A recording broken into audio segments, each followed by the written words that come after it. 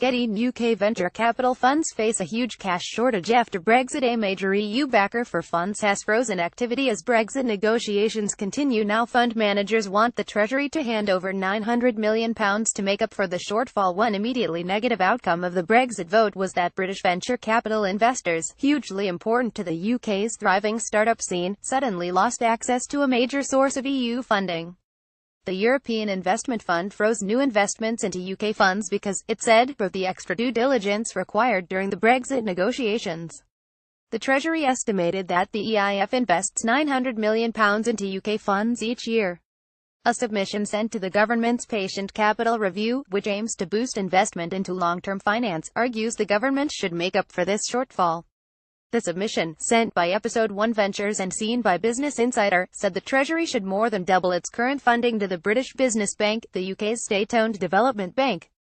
Episode 1 managing partner Simon Murdoch wrote the EIF has been investing around £900 million a year in UK venture capital, and it seems extremely likely that this source of funding has ended. If so, then the UK government urgently needs to increase investment in the sector by up to £900 million a year. Part of the problem is that the EIF acted as a cornerstone backer for UK funds, encouraging other investors on board. But VCs told Business Insider earlier this year that the EIF freeze has put their ability to raise new funds at risk. VCs see the British Business Bank as the obvious alternative to the EIF. Chancellor Philip Hammond already made £400 million in new funding available to the British Business Bank in January this year. That's being handed out to early and late-stage VCs as part of the bank's VC Catalyst program, with the bank able to supply up to 33% of a fund's total. There's also the Enterprise Capital Funds program, where the bank will match investments made by VC funds. Funneling an extra £900 million would allow the bank to triple the size of both programs, according to Episode 1. Murdoch wrote the British Business Bank was helpful and diligent but somewhat under-resourced. This is a common sentiment among British fund managers. One told Business Insider earlier this year if the EIF is no longer there, that gap needs to be filled, and the British Business Bank is the most obvious UK institution. It's probably the most well-positioned to do it, if the government wanted to. With the status of EIF funds to the UK uncertain, the bank has already stepped up to an extent.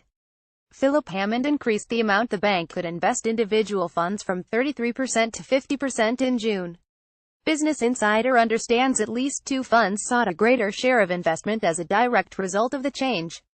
Investors said there's a crisis in seed funding. Both Episode 1 and a second consultation submission, sent by Capital Enterprise, drew a connection between the EIF's freeze in investment and an apparent crisis in late seed funding. Their argument runs counter to the general narrative in UK that British startups have a problem scaling up, and that it's easier to raise cash at the earlier stages. John Spindler, chief executive of Capital Enterprise, wrote all the evidence points to a persistent and present market gap in funding is for tech startups raising late seed and Series A rounds between £50 to £2 million. He added we would like more action from the British Business Bank and the Treasury to finance more seed and early stage A funds. Spindler cited PitchBook analysis showing that there were 61 microfunds closing each year between 2007 and 2013 in Europe. Just 4 have closed so far in 2017 in Europe. Seed-focused funds, and therefore investments, have therefore tailed off. He suggested that the EIF's pause in funding hadn't helped. Episode 1 similarly argued the gap in funding is most acute for companies raising between £500,000 and £5 million, especially where they have not fully proven they have dependable unit economics suitable for pure growth capital. The slowing in seed funding doesn't just apply to the UK.